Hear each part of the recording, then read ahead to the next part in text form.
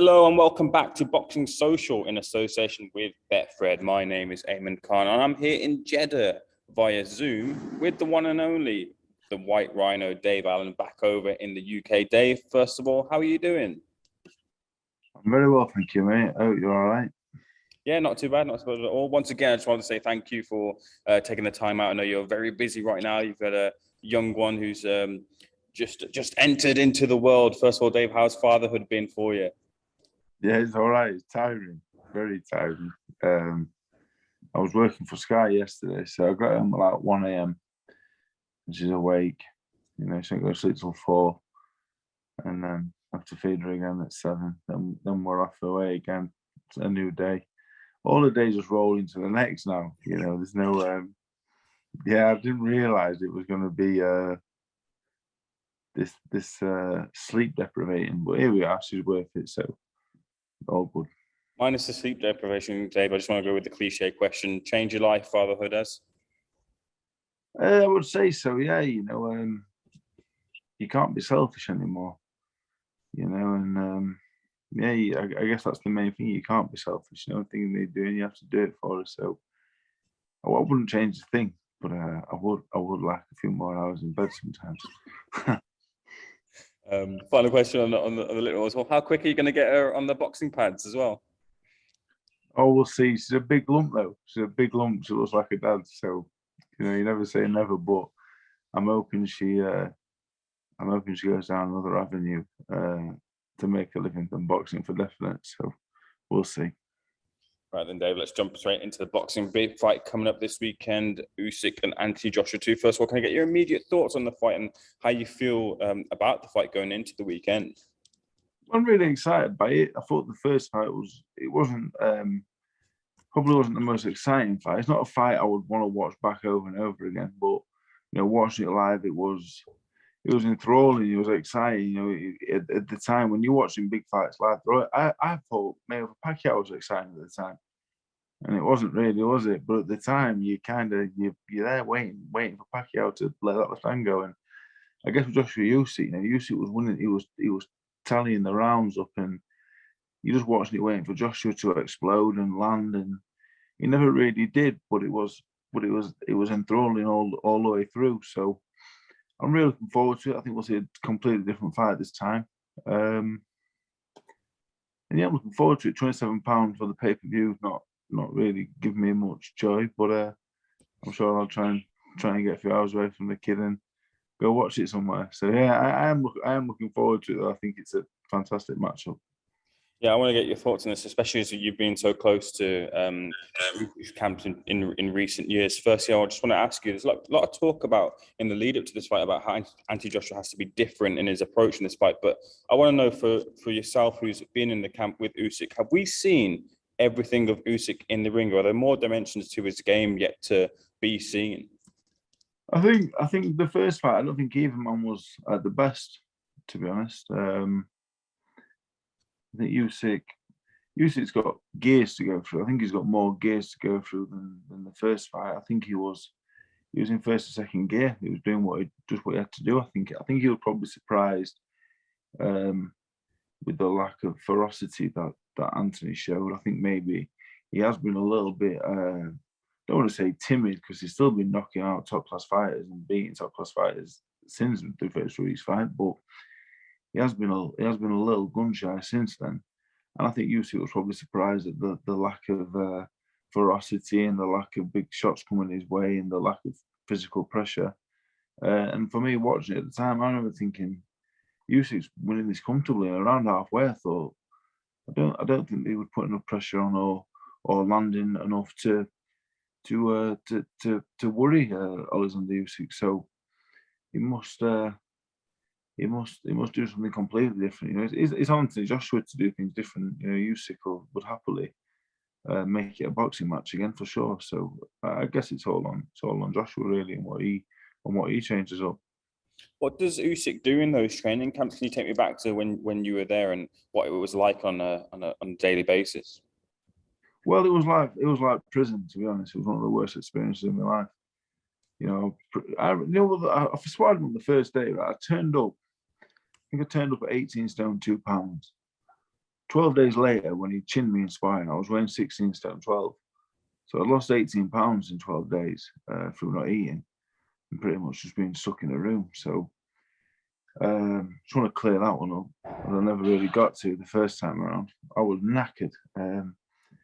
But he's a nice man. He's a gentleman, first of all, really nice fella. And he trains really hard.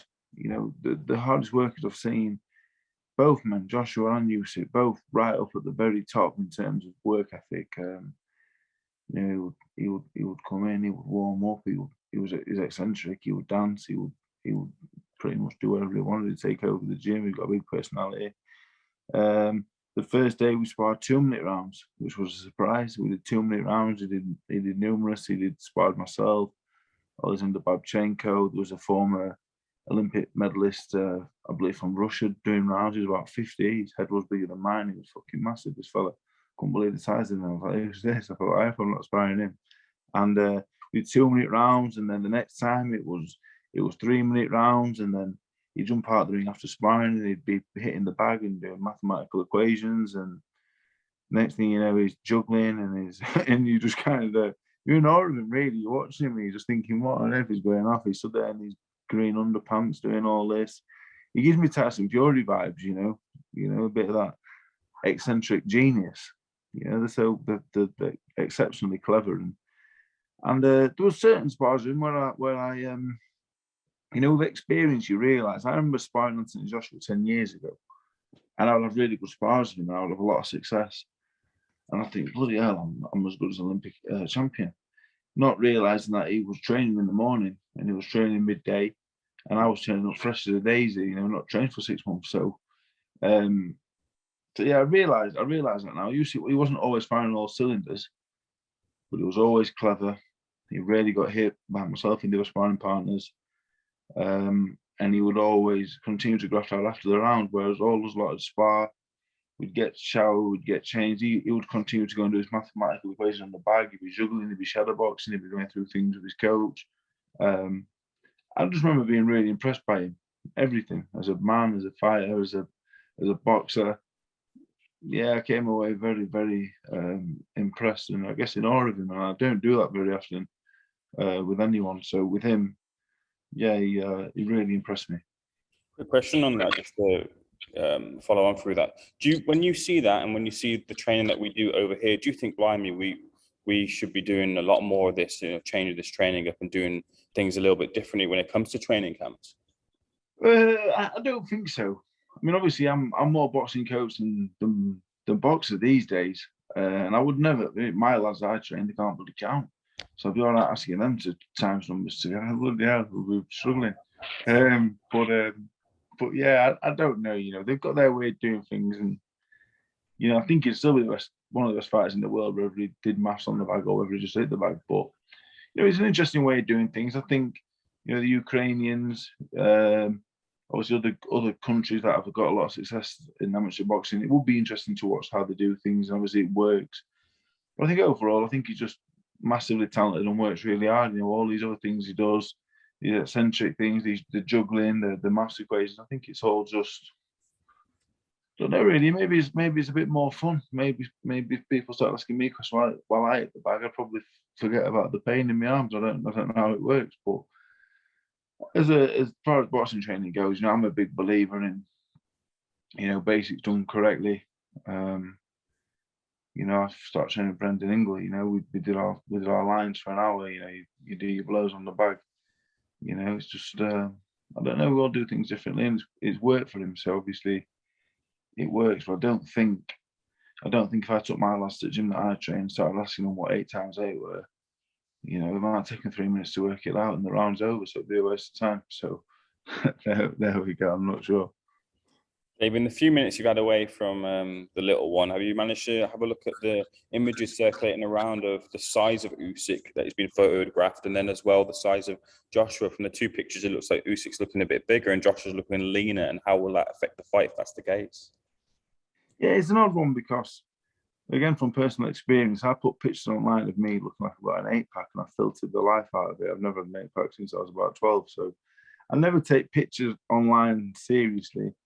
You know, Joshua does look he does look slimmer, looks a lot more slimline, looks in great shape as he always does, but he does look smaller. And I've seen pictures of Alexander Usyk where he looks about 20 stone. So I anticipate Joshua will weigh in around the 18 stone mark as always, and I anticipate Alexander Usyk will be no more than 5 or 6 pound heavier than the first fight. You know, if he's any more than 5 or 6 pound heavier, I think the first fight, the key was the speed difference.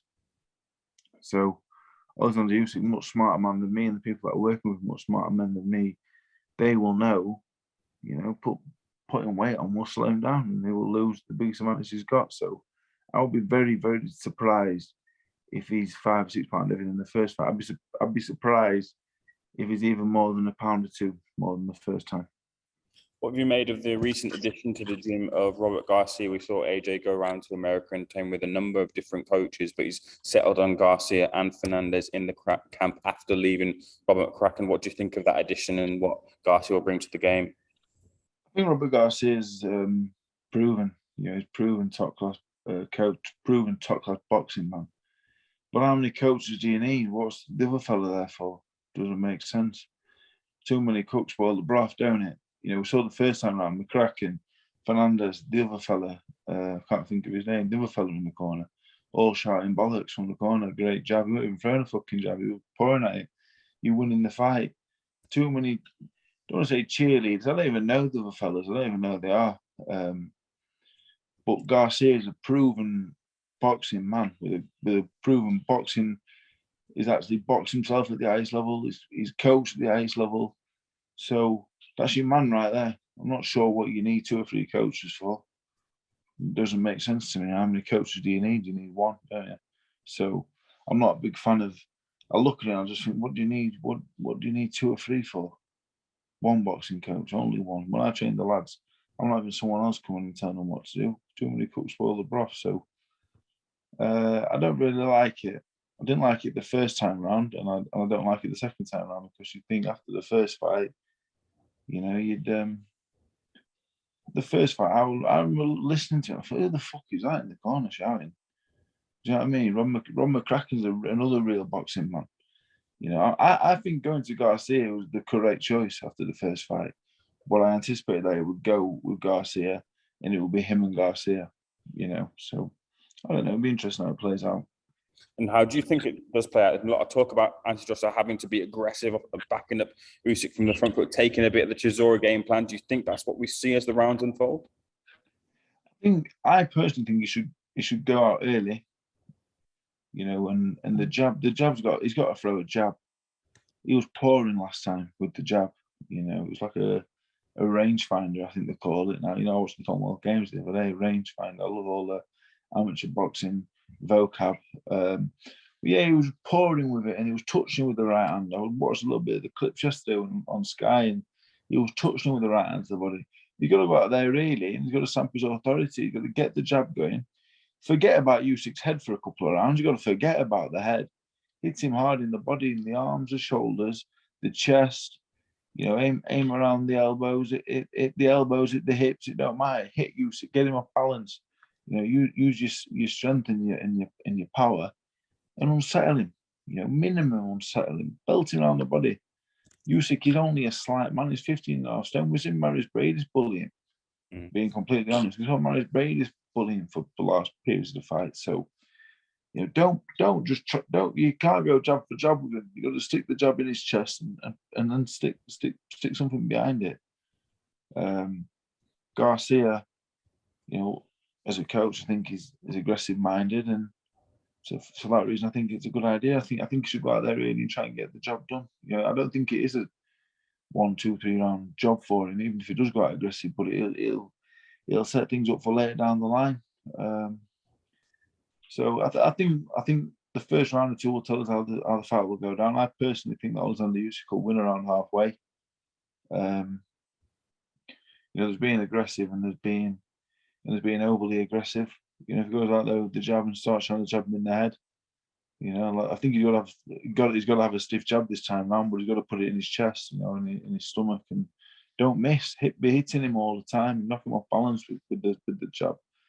If he starts being overly aggressive, loading up and you know, going upstairs early, Alexander Usyk's too smart for that. He'll make him miss, and it's hard enough to make him pay and get him out there. And I think that might be what happens. I think Joshua may be too aggressive, and he may fall into Alexander's trap, and he may get stopped around halfway. But I do personally hope that Joshua wins, because I think we'll get Joshua Fury. I'm not sure we'd get Usyk Fury. So you made mention about potential of Joshua being gun shy, and I've heard that online. I've heard that from other pundits. What does confidence and the affected confidence do to a fighter when they approach a big fight, if it is affected? Well, again, from personal experience, I can only talk from personal experience. After I watched David Price, I wasn't gun shy, but I was more wary of what was coming back after that. At the Ruiz fight, gun shy is a difficult one. When he boxed Ruiz the second time, I thought he boxed phenomenally well. I thought he boxed great. He stuck to the game plan. He did great. The pure left fight. Yeah, I think gun shy would be fair to say. I think Lennox Lewis ended up being gun shy, very gun shy. Look how long it took him to get rid of Mike Tyson in 2002. He was gun shy in the end. After the Rackman fight, especially, and he did go gun shy, but doesn't necessarily mean that he still can't be a great fighter being that. It probably just means you're a bit more safety first.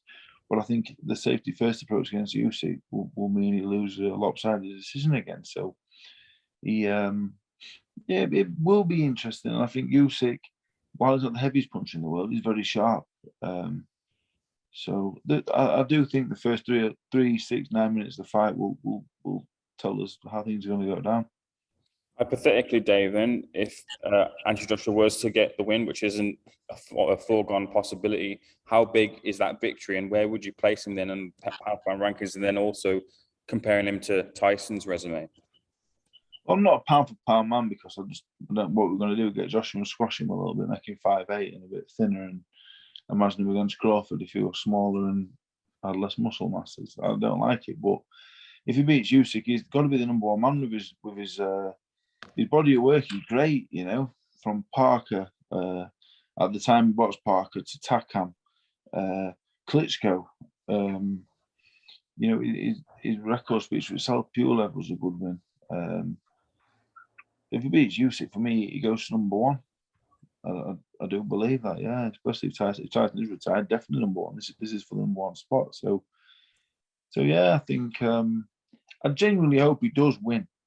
In the past, people say you're not really a Joshua fan, are you?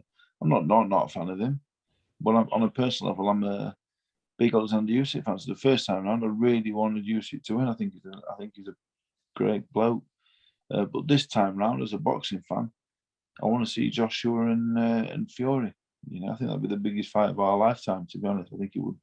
I think it'd sell Wembley 4 or 5 times over. So, I really hope he pulls it off. But it is a big ask. The other side of the coin is that if Joshua was to lose, pundits have been saying, most notably, Johnny Nelson, saying that he feels AJ might walk away from boxing entirely. Do you share that same sentiment, or do you think there's big fights out there still for him? I don't agree with that. I think this whole Sky DAZN thing is really heating up at the minute. I think it's heating up massively. There's a lot. I was down at Sky yesterday doing the TV, and I'm a nosy man. I like to know what's going on. I like to ask questions. I think it is a bit political, which is a shame. I'm sure Sky had Joshua signed on a couple of year deal. We may be hearing different. So, the Wilder fight, Wilder Joshua, Fury Joshua, White Joshua 2.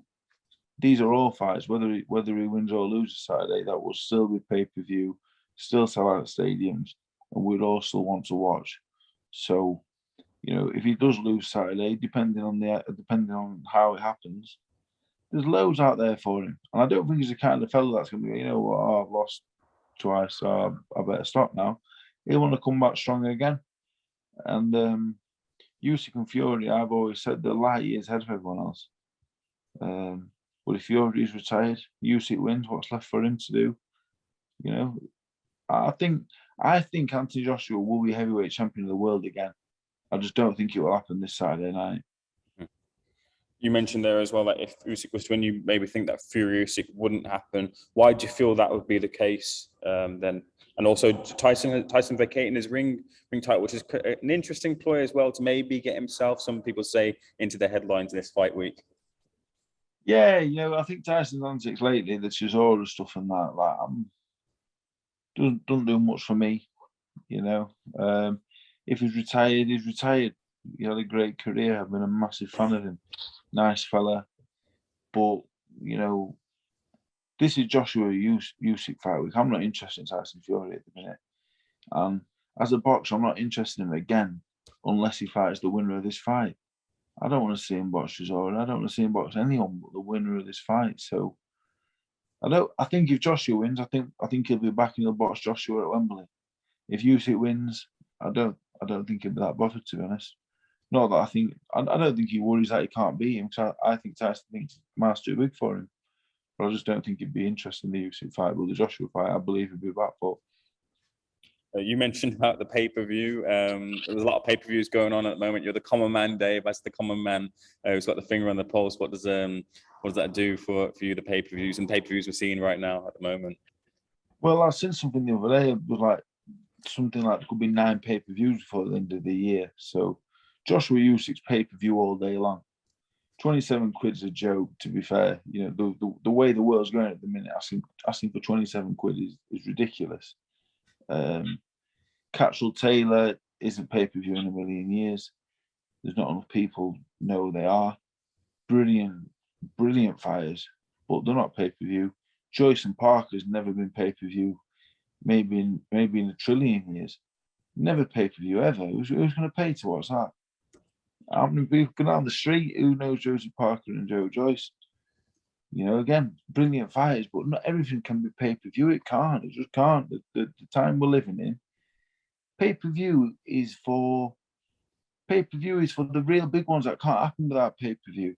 That can't happen without that. That is a revenue stream. Are you telling me Parker and Joyce are pay-per-view? Do you think it is? Never been pay-per-view. Never, ever, ever in a million years. The only fights that are pay-per-view are Joshua Usyk, you know, Fury Usyk, Spence Crawford. That's it. I'm not having 2 heavyweights that are in the top 10 fighting on pay-per-view for none of the belts. You can't have non-title fights on pay-per-view. Joyce and Parker on pay-per-view. I'm not being horrible or funny at it, because I think they're both great fighters and they're both a lot better than me, but pay-per-view? Come on. You know what I'm saying though? I mean, come on. How much they're going to charge? 17 quid to watch 2 fellas not even boxing for the title. Pay-per-view is for the real big ones. We're paying for BT as it is. Paying for BT, paying for Sky, paying for DAZN, paying for Fight Zone. Mate, I don't want to pay an extra. I'm paying a subscription as it is to watch boxing. Any half decent fight, they want to charge extra. I was on loads of pay-per-views, but it's madness. Anything half decent these days got to go on pay-per-view. They're doing pay-per-view, so we'll do it. How many buys do you think Catchall Taylor does on pay-per-view? Can't do many. If it's 20 quid a pop, it just can't, because no one really knows who they are outside of boxing. You know, Joshua Usyk will sell. Eubank and Ben, it will be pay-per-view. I don't like the fight. Not even the same weight. Not even the same weight, are they? They're not even the same size. They're not even remotely near the same size. He's a welter and a middleweight. He's boxed at super middle. He boxed George Groves at super middleweight. Now he's boxing a fellow that arguably lost to Cedric Payno. He's improved since then, but Jesus Christ. Do you know what I mean? Oh, God. I'm getting old and cynical, but I just think, I don't know, pay-per-view irritates me. 9 pay-per-views, average them out, even at 15 quid. That's 135 quid. And that's if you're averaging out at that price, on top of subscriptions that we're paying. You know, it's disappointing. Joshua Usyk pay-per-view, yes. Eubank Ben pay-per-view, but the rest, no. You know, no. It can't work like that. Can't do it. KSI's on pay-per-view, isn't he? He's on pay-per-view. Yeah. He's not. He's on pay-per-view. That's a different audience altogether, but still, it's just, I'm watching Kerrigan going, everyone now wants the questions on YouTube. Give me that over paying to watch boxing all day long. Just annoying. It's just all the boxing's just, it's, I guess it's the world at the minute, but it's just, everything's just so hard at the minute, you know, and small old boxing, you know, 80, 90 quid ringside, it's expensive. It's hard, it's really hard. I know the world has to go around, everyone has to get paid, but, you know, we can't afford it.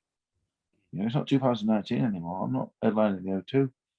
I'm going to get some box on BBC or something, or put it on ITV so that's for a TV license. Oh God, yeah. So, Dave, I just want to get your quick thoughts on a couple of other things. I know you got another interview lined up after this one, so just if we can whiz through them. First of all, what would Brendan Ingle make of Alexander Usyk? oh, I think you would love him. Yeah, I think you would love him. Yeah. I spent a lot of time with Brendan as a kid.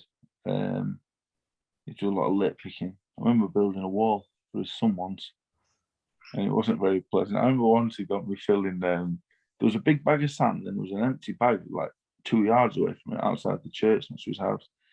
And he went, I want all the sand in this bag put in the empty bag. And I thought that don't make any sense. But my dad used to say, spend all the time you can with him. You know, so I used to spend all the time I could just listening to him. And half the time I was only a kid. I didn't really understand what he was saying at the time. But he would have loved Usyk. He loved, yeah, he would have loved him. He would have, yeah. I'm not sure. I'm trying to think when Usyk came on the scene. I heard about Usyk. The first time I heard about Usyk was when I was on the assessment for the Great Britain team. And one of the coaches I remember I was watching, I think it was boxing commentator Russo on a video. You used to have to watch these videos and then shadowbox pretending to be one of the fighters. It never made sense to me. But anyway, and he was said something about like, oh, this fella here. He said you took him in with your missus at night. I thought that's an odd thing to say. But I guess you know he was right about him being good. So yeah. But back to your question anyway. I'm on one today and I've not got a chance to talk. Kid don't talk back. Yeah, I loved him. Alexander Usyk will go down as one of the best fighters of all time, in my opinion. That's how good he is, amateur and pro. We'll leave the other heavyweight talk for the moment. I'll get you on that on a later date, if possible. Dave, what's the latest with yourself? Stevie, we interviewed her not too long ago. She mentioned that you might be looking to come back again. I know you flirted with the idea. Where do you stand right now with it? Yeah, I'll box for the end of the year. Yeah, I've got myself in good shape. You know, again, like we're talking about pay-per-views. You know, money makes the world go round. This kid just only does two things. You know, one's eat and one's get rid of the food, and it's not cheap. You know, so the only way I've ever living in life is boxing. I've never known anything else. Can't do anything else. So I'm currently in decent shape. Get myself in good shape, and you know you have to provide, don't you? You know, I was never in love with boxing 5 years ago, 10 years ago when I was headlining the O2. I was never really in love with the game because I hated training. You know, and I'm not really, you know, I've never been mad keen on beating anybody up. I'm not really that kind of fella, but I was always half decent at it. But it's a living, you know, and again that's how I see it at this point now. When I was watching Dylan White and all teasing that, everyone said, "Oh my God, he's tough, this fella Yoke and all these." I was never tough. I was desperate to survive at the time. I never had a penny in my life. I was fighting to eat and at times to gamble. To be honest, I was fighting a lot of the time to bet, feed a habit, and to feed myself. And I guess right now I'm back at that point again where got a box, got a kid, you know, got to provide. So that's where we're at. So I'll be boxing before the end of the year. Yeah, get in shape and box and see where it takes me. You know, I used to say I'm not boxing for money because I never were. I was just surviving and enjoying life, and I was young and I was carefree. You know, no missus, no kid, no nothing. I was just getting paid. You know, enjoying myself for a few weeks. Then I'd be skinned again. Then I'd get another fight, and the vicious circle would go on and on. But now, get in good shape, make the most I can, and retired again for the 8th time. So yeah. I was going to ask you two final questions, but I'll roll it into one if you don't mind. Can you give us an update on what's the latest with the fighters you work with, Stevie, Joe? What's happening with them? And then also, can I get your final prediction of what happens this weekend between Usyk and Joshua? We've got a show late October. Joe's on there. Got Bobby on there. Stevie was on there, but she's on holiday. So, story of Stevie's life, making my life harder. So I've got to find somewhere else for her to box before she goes away. Looking early October, we've got Harrison Hobson out August 26th. 5 amateurs, they're all on one show on the 8th of September and the 17th of September.